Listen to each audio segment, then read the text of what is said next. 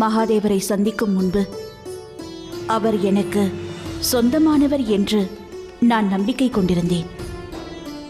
உண்மையில் எனது நம்பிக்கையினால்தான் மகாதேவரை நான் என்னுடைய கணவராக அடைய பிராப்தம் பெற்றேன் மகனே.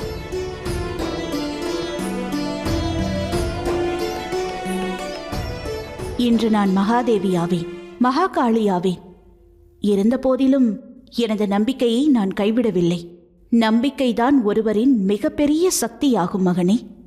நம்பிக்கை பலமல்ல, ஒருவரின் மிகப்பெரிய பலவீனமாகும்.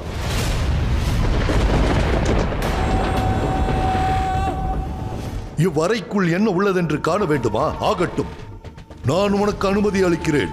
செல், அந்த அறைக்குள் செல். நான் உன்னை தாக்கப் போவதில்லை.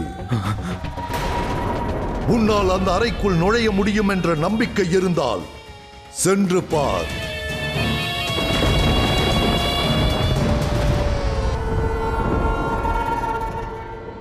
தாங்கள் என் மீது தாக்குதல் நடத்த மாட்டீர்களா? செல்.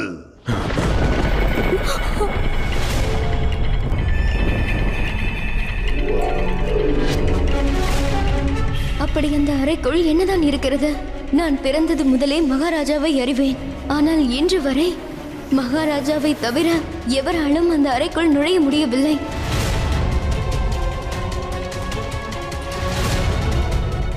இதுவரை எவரும் இந்த அறைக்குள் இருந்து வெளிவந்ததையும் நான் பார்த்ததில்லையே.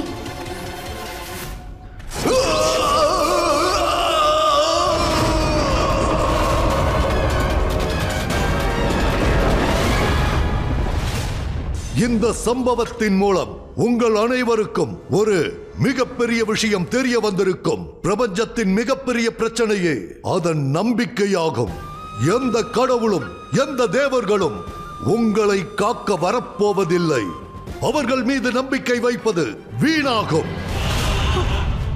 அப்படி நம்பிக்கை வைக்க வேண்டும் என்றால் பஞ்சபூதங்களை நம்புங்கள். அவைகள்தான் இந்த பிரபஞ்சத்தின் ஆதார பூதங்களாகும். அவையே உங்களுக்குள்ளும் உங்கள் சுயத்திற்குள்ளும் இருக்கின்றன. இல்லை என்றால் ஒரு நாள் உங்கள் இந்த நம்பிக்கையே மரணத்திற்கு காரணமாகிவிடும். ஏனெனில் நம்பிக்கை தான் பிரபஞ்சத்தின் மிகப்பெரிய பலவீனமாகும். பிரபஞ்சத்தின் மிகப்பெரிய சக்தி நம்பிக்கையா? ஆம் மகனே. ஆனால் உன்னை பார்த்தால் ஒன்று மட்டும் எனக்கு புரிகிறது. நம்பிக்கை என்றால் இப்பொழுதும் உனக்கு சரியாக புரியவில்லை.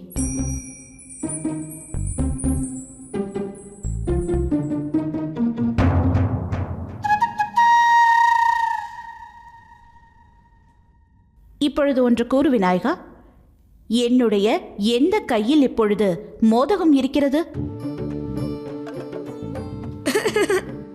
அதுதான் மிக தெளிவாக தெரிகிறதே. அது தங்களின் வலது கையில் உள்ளது.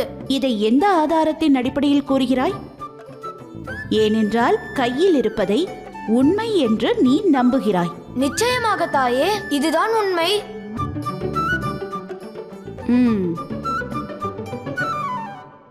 இப்பொழுது கூறு, என்னுடைய எந்த கையில் மோதகம் உள்ளது?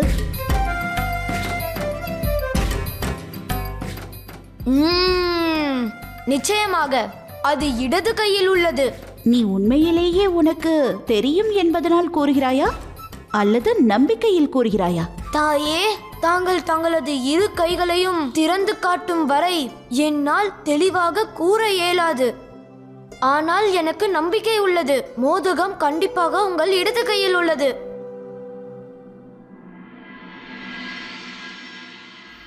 இதைதான் உனக்கு நான் புரிய வைக்க விரும்பினேன் விநாயகா.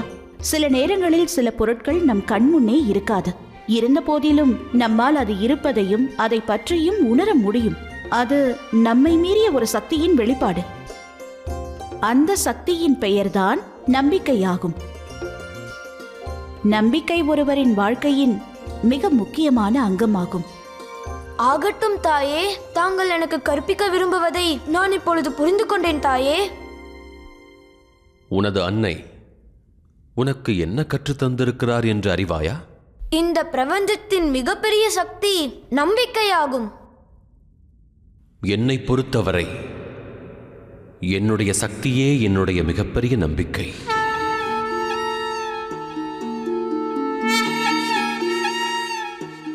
நான் பூஜை செய்ய வேண்டிய நேரம் வந்துவிட்டது. தாயே, நானும் தங்களுடன் பூஜை செய்கிறேன். கண்டிப்பாக மகனே. அட தம்மையா, தாங்களுமா? வாருங்கள், நாம் இணைந்து பூஜை செய்யலாம்.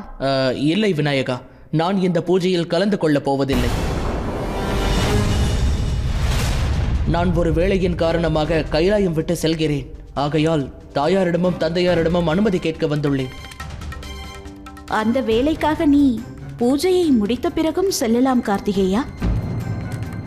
ஆம் கார்த்திகேயா, பூஜையில் நீ பங்கு கொள்ள வேண்டும் என்று உனது தாயார் விரும்புகிறார். சற்று பொறுமை காத்திடு கார்த்திகேயா.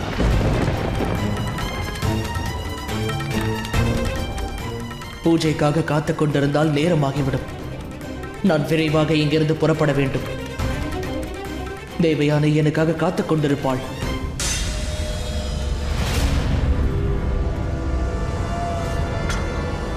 புரிந்து கொண்டாயா?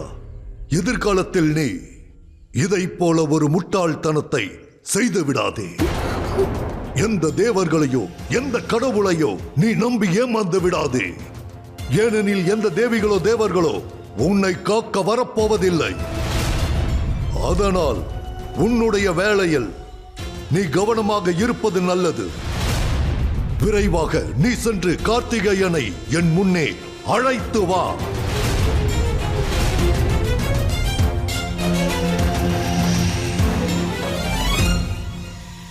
என்னை மன்னித்து விடுங்கள் கார்த்திகேயா.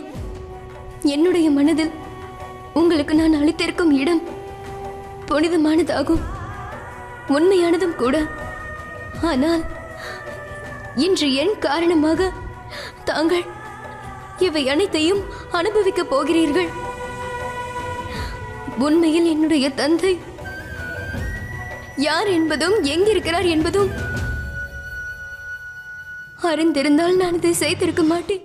தேவேந்திரா, ஏதோ அசம்பாவிதம் நிச்சயம் நடக்கிறது. இந்த முறை பார்வதி தாயார் அவருடைய சக்திகளை எங்கள் ஐவருக்கும் அளித்து எங்களை குணப்படுத்தினார். ஆனால் இப்பிரச்சனை அவ்வளவு எளிதானது அல்ல தேவேந்திரா. நான் எனது முழு சக்தியையும் பயன்படுத்தி பார்த்து விட்டேன் அக்னிதேவா.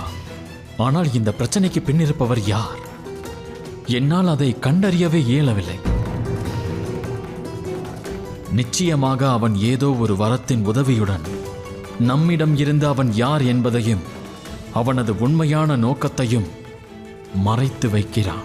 நாம் மகாதேவர் மற்றும் பார்வதி தாயாரிடம் செல்ல வேண்டும். அவர்களால் மட்டும்தான் நமக்கு உதவி செய்ய முடியும்.